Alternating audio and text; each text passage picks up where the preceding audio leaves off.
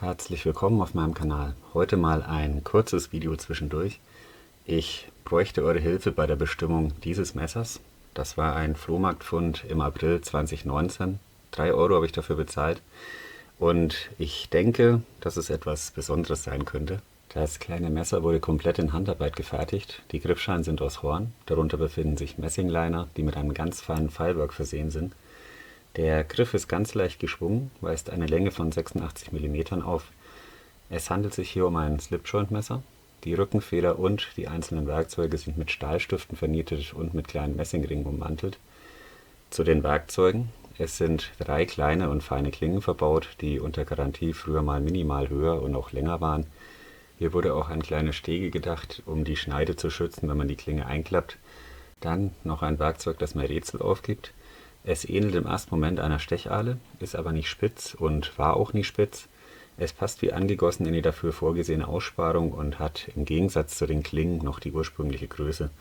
Also eine Ahle ist es definitiv nicht. Meine Vermutung geht in Richtung Federmesser oder auch Federkielmesser. Solche Messer wurden bis etwa ins erste Drittel des 19. Jahrhunderts dafür verwendet, um Gänse- und Entenfedern so zu bearbeiten, dass man damit auch schreiben konnte.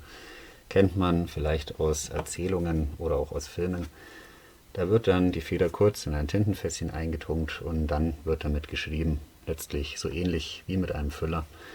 Radieren kann man mit solchen Messern dann auch. Die überschüssige Tinte wurde oberflächlich einfach wieder weggekratzt, also zu Korrekturarbeiten.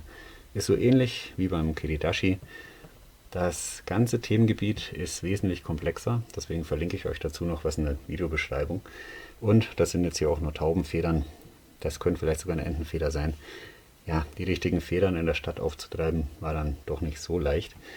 So etwa Anfang des 19. Jahrhunderts setzte sich dann so langsam aber stetig immer mehr der Federhalter mit Metallfeder durch. Das war dann natürlich eine kleine Revolution und die normalen Schreibfedern sind dann immer mehr vom Markt verschwunden.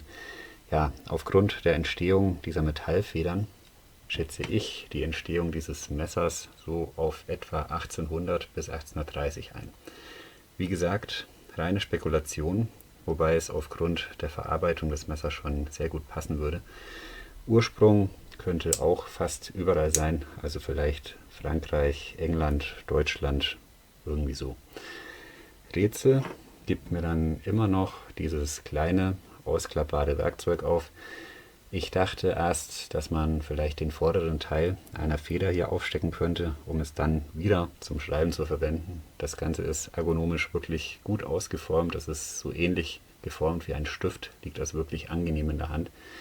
Aber ob das dann Sinn macht, weiß ich auch nicht. Also vielleicht ist es auch ein komplett anderes Tool. Vielleicht hat es irgendwas mit Feinmechanik zu tun. Ich weiß es wirklich nicht. Also, die Frage bleibt. Mein Verdacht geht in Richtung Federmesser, aber ich habe wirklich überhaupt keine Ahnung.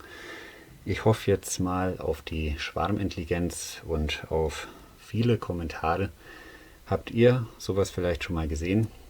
Habt ihr eine Ahnung, um was es sich hier handelt? Wie alt könnte das Messer sein? Ist es ein wertvolles Stück? Ja, vielleicht können wir das Rätsel um dieses Messer irgendwie gemeinsam lösen. Die Verarbeitung ist auf jeden Fall auf einem hohen Niveau. Das ist richtige Handwerkskunst. Ja, das wollte ich euch mal kurz zeigen.